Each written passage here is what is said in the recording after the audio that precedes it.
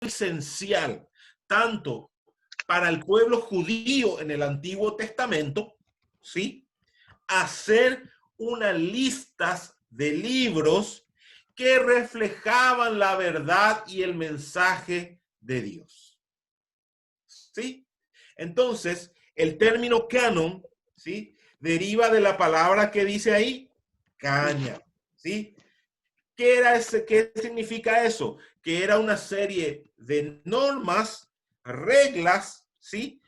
O una forma de medir o un modelo que se tenía para determinar si ese libro era o no era inspirado por Dios. ¿Sí? Esto no fue una lección, a ver, así, a ver, incluyamos, a ver, el libro de Mateo. Bueno, sí, el libro, me gusta el libro de Mateo porque Mateo era mi amigo, entonces vamos a... No, no fue así, ¿sí? Sino que estos libros pasaron por un riguroso control, por una forma de medir y determinar si realmente eran escritos sagrados o no. ¿Se comprende? Sí. La determinación del canon del Antiguo Testamento, porque recuérdense que nuestra Biblia, ¿sí? La que tiene 66 libros, está formada por el canon del Antiguo Testamento, ¿cierto? Por el canon hebreo del Antiguo Testamento, más el canon del Nuevo Testamento, ¿sí? Esos dos canon unidos hacen nuestro libro o nuestra Biblia de 66 libros, ¿sí? La determinación del canon del Antiguo Testamento fue un proceso llevado a cabo, dice, por los primeros rabinos y eruditos judíos, ¿sí? Y eso no fue tan bien de la noche a la mañana. Mucho se estudió para determinar si un libro hacía parte del canon hebreo. Porque aquí aparecieron muchos libros, de los cuales los voy a hacer mencionar ahora más adelante. ¿Ok? Entonces, llegando así a ponerse totalmente y a la elección total del canon del Antiguo Testamento en el Concilio de Jamnia. ¿Sí? En el Concilio de Jamnia se determinó, esto fue 70 años antes de Cristo, cuáles eran los libros, ¿sí? Cuáles eran los libros que iban a ser parte del canon del Antiguo Testamento, ¿sí? Luego, los primeros cristianos, ¿cierto? Los padres de la iglesia determinaron cuáles eran los que hacían parte del Nuevo Testamento. Sin embargo, nosotros debemos saber que a la larga y al final fue Dios quien decidió qué libros pertenecían al canon o no. ¿Sí? ¿Hasta dónde entonces fue la inspiración del Espíritu Santo para el canon bíblico? ¿Hasta dónde fue? Hasta el Apocalipsis. ¿Hasta dónde creen ustedes que fue la inspiración del Espíritu Santo entonces? Todo el libro. Todo el libro. Hasta la elección del libro. Todo el libro. ¿Sí? Hasta ahí. ¿Sí? Él inspiró para que se escriba, pero también Dios, a través de su Espíritu Santo, determinó cuáles eran los libros que iban a ser parte del canon bíblico. ¿Se comprende hasta acá? Sí. ¿Sí? Sí. Entonces, siguiente. Quedó trabado. ¿Sí? ¿Cómo se tomó en cuenta entonces la elección del canon? ¿Sí? ¿Cómo sabemos que entonces que no erraron, que metieron acá un libro que no tenían que meter, o por qué dejaron de lado muchos otros libros? ¿Y por qué, por ejemplo, la Biblia católica incluye estos libros, que son denominados deuterocanónicos? Dentro de un poco ahí vamos a ver qué significa eso. El proceso para reconocer y juntar los libros del Antiguo Testamento, del Nuevo Testamento, comenzó ¿con quién? En los primeros siglos de la iglesia cristiana. Muy temprano, algunos de los libros del Nuevo Testamento fueron reconocidos como inspirados por Dios. Para eso se determinó lo siguiente. Primero, ¿qué dice, Andrea? El autor debía ser apóstol o muy cercano a ellos. Muy cercano, te faltó la I ahí. El autor debía ser un apóstol o muy cercano a ellos. Por eso es que el libro de Lucas, ¿cierto? Aunque Lucas no fue discípulo directo de Jesús, también lo fue de Pablo y también de Juan, de Pedro. O sea, él estuvo muy en contacto con los discípulos que todavía estaban vivos en aquella época. ¿Sí? Por eso lo aclaramos, se nos hace más claro este punto acá. Entonces, primer punto dice, el autor debía ser apóstol o tener un contacto muy cerca con ellos. Segundo, debía ser aceptado por todo el cuerpo de Cristo en general. ¿Sí? Es decir, en los concilios. Y ahí parece el concilio de la Odisea, el concilio de Trento, o sea, hay muchos concilios donde toda la iglesia se reunió a estudiar los libros, a estudiar las cartas, a estudiar los evangelios, para determinar si era parte o no del canon. Y debía ser aceptado por todo el cuerpo de Cristo. Todos debían estar de acuerdo para que ese libro sea parte del canon. Tercero, perdón, ¿qué dice? Ser consistente en doctrina y enseñanza. Ser consistente en doctrina y enseñanza. Es decir, no podía ser que Mateo diga una cosa y que Lucas, ¿qué cosa? Le contradiga.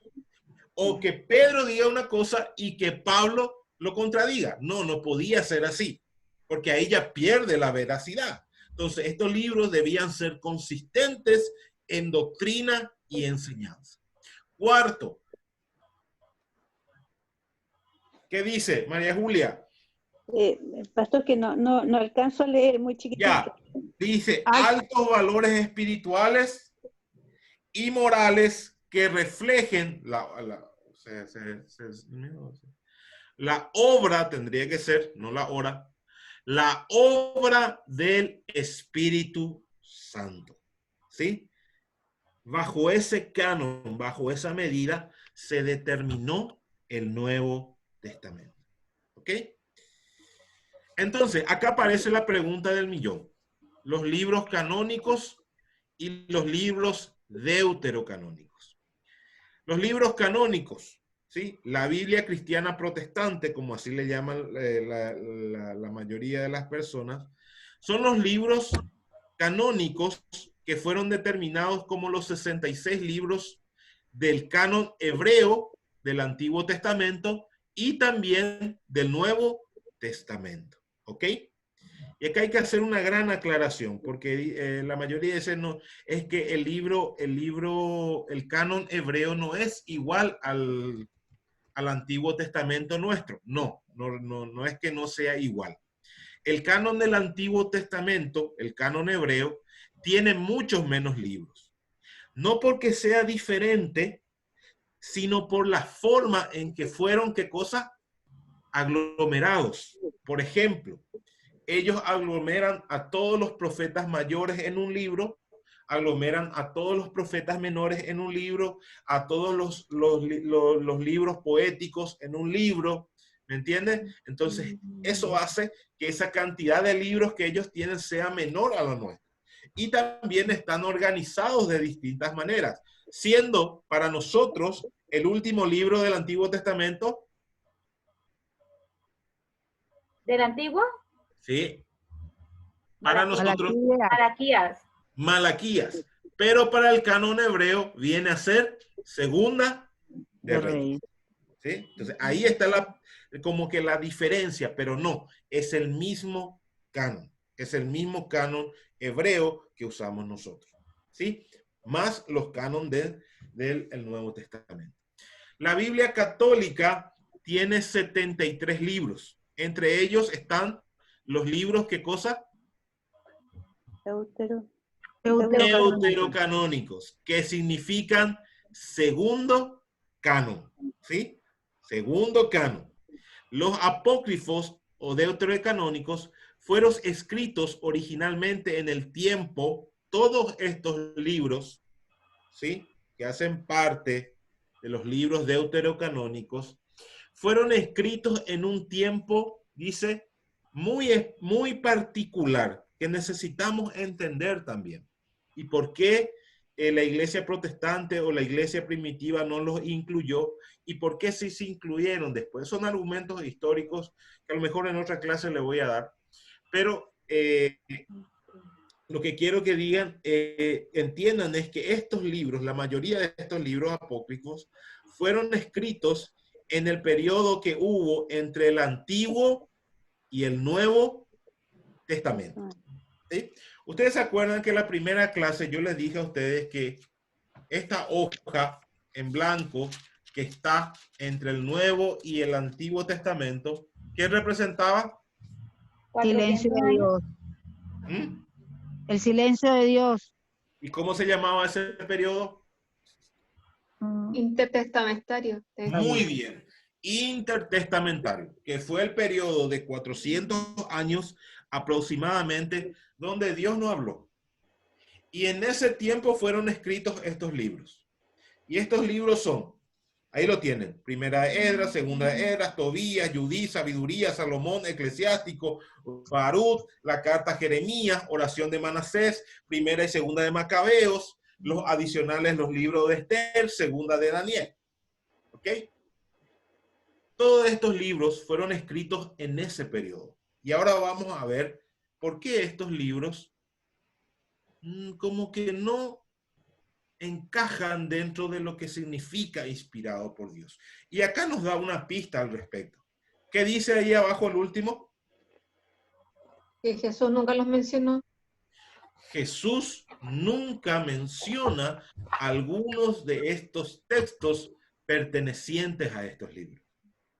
O sea, eso ya nos da una pauta de que estos libros no fueron inspirados por el Espíritu Santo. Porque si así lo fuere, el Señor nos daría una pauta y nos los mencionaría. No los menciona. ¿Sí? ¿Por qué no fueron incluidos como sagrados? Primero, el solo hecho de dudar de su inspiración ya no lo hace sagrado. ¿Se comprende?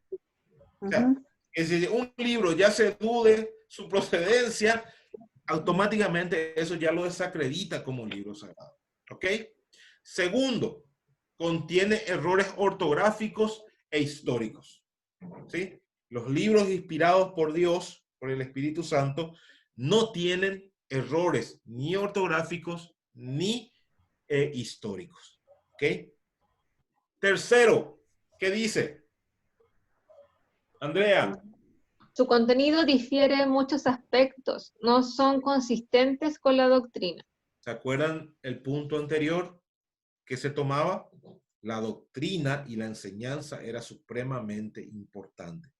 Y estos libros contienen muchas enseñanzas, muchos aspectos que no son consistentes con la doctrina. Cuarto, el tiempo cronológico en que fueron escritos. ¿Sí? En un periodo entre el Antiguo y el Nuevo Testamento. ¿Ok?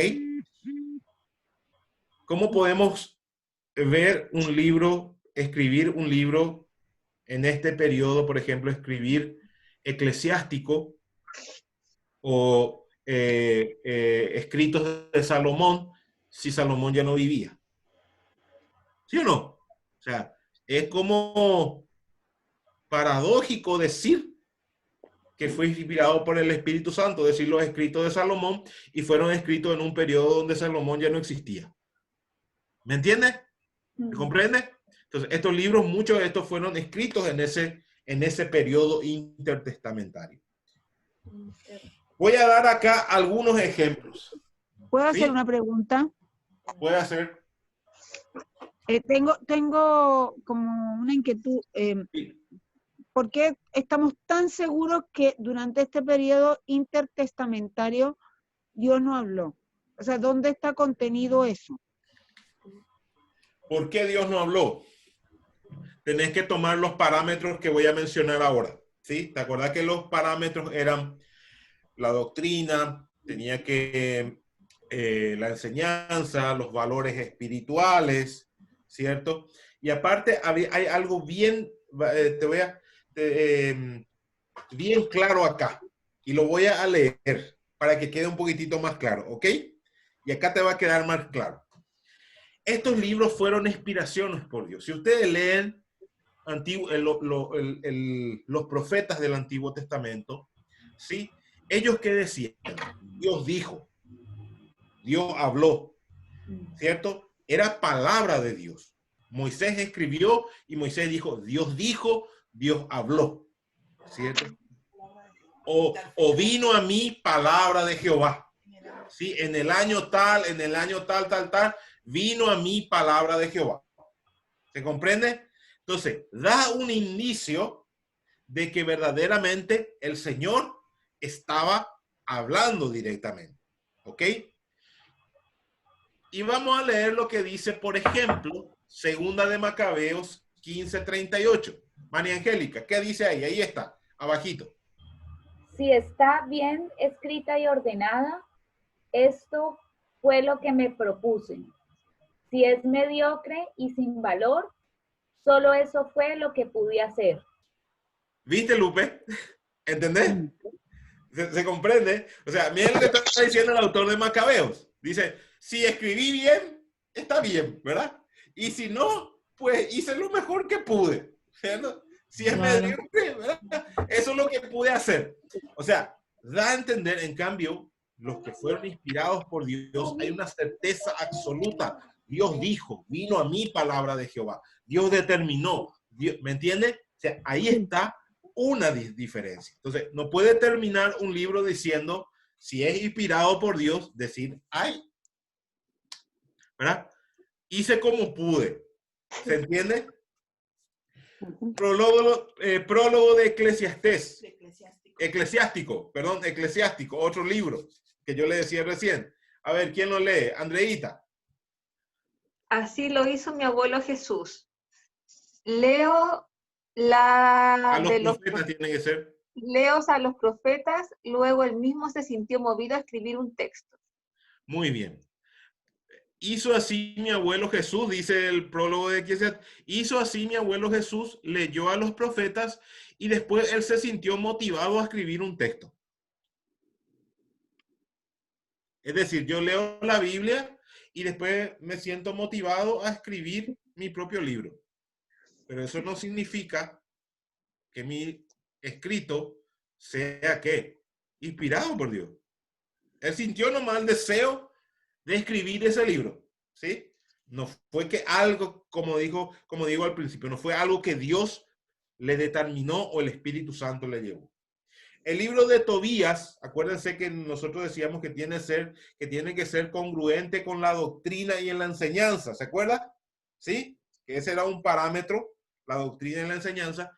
El libro de Tobías nos dice a nosotros, preguntó entonces el muchacho al ángel, hermano Azarías, ¿qué remedios hay en el corazón y en el hígado de la hiel del pez? Y él respondió, si quemas el corazón o el hígado del pez ante un hombre o una mujer atormentada por un demonio o un espíritu humano, el humo ahuyenta todo el mal y se hace desaparecer para siempre. Cuanto a la hiel, untado con ella los ojos de un hombre atacado por manchas blancas y soplando sobre las manchas, queda curada. ¿Cómo? Pero, Esto parece más... ¿Qué como de parece? hechicería. Como macumba. Exacto. O sea, no es congruente con lo que toda la palabra de Dios o el resto de la palabra de Dios nos dice, ¿cierto? Nos dice. O sea, no tiene la misma doctrina y no tiene la misma enseñanza. No se puede tomar entonces como una inspiración divina. Judith 1.7. ¿Qué nos dice Judith 1.7? A ver, Lupe. El rey Nabucodonosor de Asiria mandó a llamar todos los habitantes de Persia y a todos los que vivían en Occidente. El rey Nabucodonosor de Asiria. No, y fue de Babilonia. Exacto. O sea, también tenía errores, ¿qué cosa? Históricos. Histórico. Entonces, estos, por ejemplo, estos parámetros que vemos acá, no encajaba dentro de la medida o de los parámetros determinados para determinar propiamente dicho si eran o no inspiración por Dios. ¿Me entiende? ¿Se comprende hasta acá? Muy bien. Entonces, terminamos diciendo, ¿hay revelación hoy? ¿Sí? En este contexto que hemos hablado y estudiado hasta acá, ¿hay lugar para nuevas revelaciones? Creemos que no. No tiene sentido proclamar una nueva revelación si la revelación actual todavía está desarrollándose hacia su final. ¿Sí o no? No tiene sentido proclamar algo que dice que Dios me reveló ahora y ahora entiendo que la salvación había sido no era por Jesús, sino que ahora la salvación es por medio de otra cosa. No tiene sentido proclamar una nueva revelación. No tiene sentido que Dios se contradiga, siendo que la revelación que tenemos todavía está, dice, desarrollándose. Por esta razón, proclamar haber recibido una nueva revelación de Dios para la salvación del hombre o que debe ser agregado al canon nuevamente es supremamente ilógico. Y Pablo dice, aun si un ángel viniera y te proclamare otro evangelio que no sea este, no le creáis. ¿Sí? No le creáis. Entonces, no estamos esperando nuevas revelaciones de Dios. ¿Se entiende? Pero sí estamos esperando nuevas acciones de Dios. Y ya sabemos cuál será esa acción. ¿Cuál es la acción de Dios que hoy estamos esperando dentro del desarrollo de esta revelación? La venida de Jesús de nuevo. Muy bien, excelente. El arrebatamiento y la venida de Jesús. Ya el canon está cerrado. Ya Dios se mostró y ya Dios se reveló. Ya dijo todo lo que tenía que decir. Dependerá del hombre creer o no creer. Hasta aquí, familia, la clase de hoy. ¿Hay alguna pregunta, alguna duda?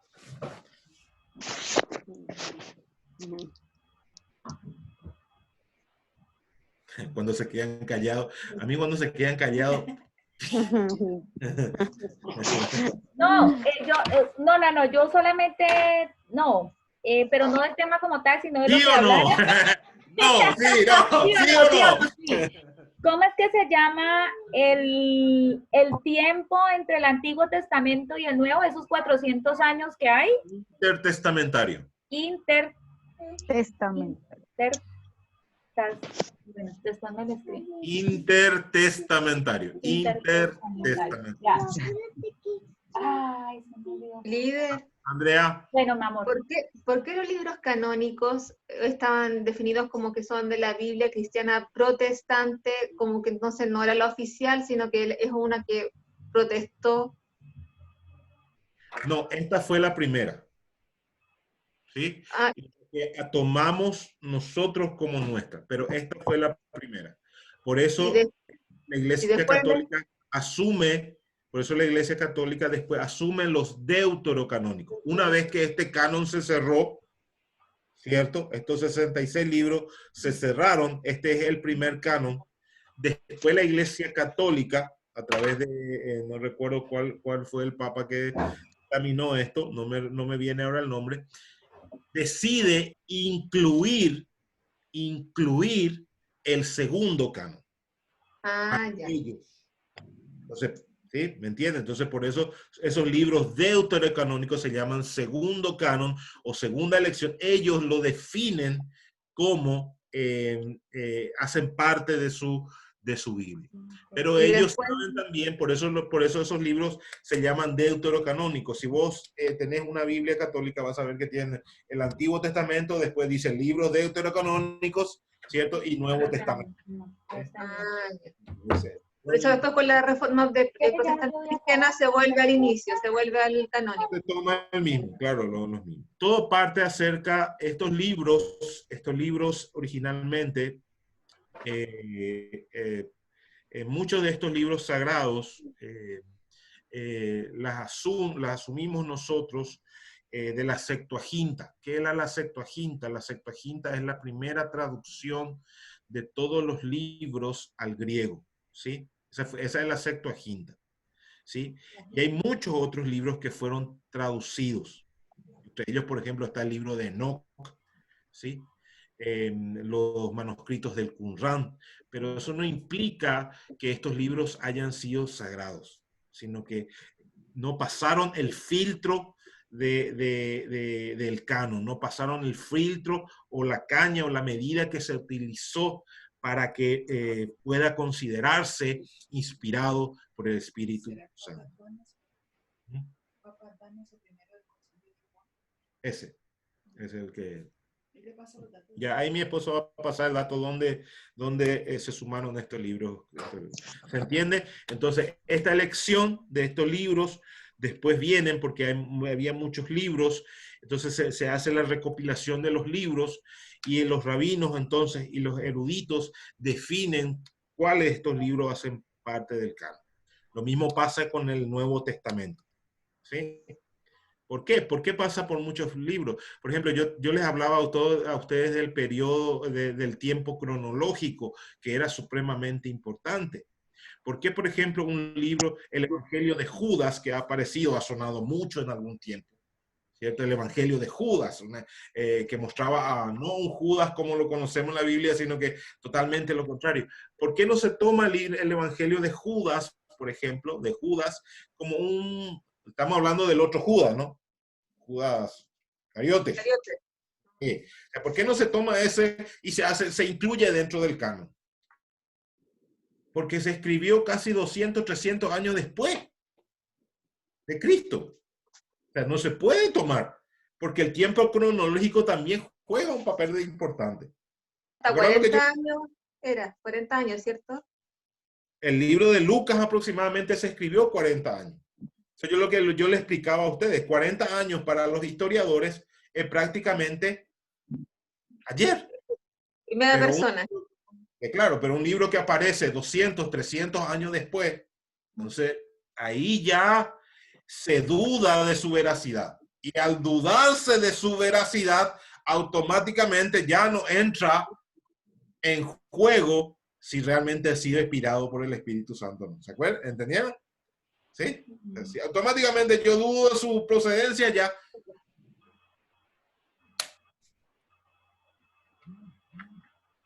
¿Se comprende? Sí, sí. Bueno, familia, hasta acá entonces la clase de hoy. Espero que les haya gustado. Vamos a seguir a ver dónde nos quedamos. Revelación práctica. Para la próxima clase entonces, la pregunta es, ¿hay revelación práctica hoy? ¿De qué se trata la revelación práctica hoy? ¿Será que Dios se comunica con nosotros todavía? ¿Será que Dios habla a través de nuestra vida? ¿O será que Dios habla a través de nuestra iglesia? ¿Sí? La pregunta. ¿Sí? Entonces vamos a estudiarlo, la clase que... ¿Sí? Pero ya tenemos el concepto claro. Perfecto, perfecto. Okay. Bueno, familia, entonces hasta acá. Oramos. Papá Dios, te damos gracias, Señor, por lo que hoy tenemos en nuestras manos, que es tu palabra, Señor. Pasada por un riguroso filtro, Señor. Seleccionada, Dios, no por hombres, sino que entendemos que al final de todo ha sido tu Espíritu Santo el que ha seleccionado estos libros. Por su contenido, Señor, por lo que transmiten espiritualmente, porque son verdades irrefutables, Señor, tuyas para nosotros. Tú ya has revelado todo lo que el hombre necesita saber para su salvación. Y en esa revelación hoy sigue vigente y todavía, Señor, en transcurso del desarrollo. Porque tu palabra, Señor, dice, cielo y tierra pasará, pero mi palabra no pasará. Ni una jota de tu palabra, Señor, pasará sin cumplirse, sin hacerse una verdad. Y en ese transcurrir de la historia, Señor, esperando otra vez la manifestación de tus hechos, estamos aguardando. Te damos gracias, Señor, porque hombres, mujeres, Señor, han dado su vida para que lo que hoy tengamos en nuestras manos sea un tesoro maravilloso, Señor, aunque muchas veces no lo valoramos. Papá Dios, gracias por tu palabra, porque ella es viva y es eficaz. Gracias porque ella nos dice a nosotros que nos prepara para ser hombres y mujeres perfectos, preparados para toda buena obra. Gracias porque tu palabra, Señor, nos confronta, pero también nos instruye, nos redarguye. También, Señor, nos conforta, nos aleja o nos acerca más a ti. Todo dependerá de lo que ella represente para nosotros. Un libro más o la verdad de tu autoridad o la máxima autoridad para nosotros, Señor. Gracias por este tiempo, por todo lo que hemos estado aquí. Te pedimos tu bendición, orarte también por la vida de Vero. Espíritu Santo de Dios, toma su vida, Señor. Guárdala, Señor. Bendícela, Papito Dios, para que sea tu presencia en medio de su corazón. Oramos también por la familia, Señor, Pinostrosa, Padre Celestial, para que tú fortalezcas, Señor, la vida de Matías, la vida de Lorena, para que guardes con tu preciosa sangre la vida de Matías, Lorena, sus hijas, Señor. En el nombre de Jesús, Padre Celestial, te rogamos para que seas tú, Señor, tu eterno cuidado sobre sus vidas. Y esta oración la hemos hecho en el precioso nombre que tiene toda la autoridad en los cielos, en la tierra y debajo de la tierra. En el nombre de Jesús. Amén, Señor. Amén. Amén, familia. Bueno, Amén. espero que les haya gustado la clase. Sí. Gracias, pastor. Muy bueno. Gracias. Ahí está. Nos vemos entonces mañana. Mañana terminamos el estudio de las 7 iglesias. Los que quieran acompañarnos, ahí vamos a estar, ¿cierto? Entonces, ahí finalizamos.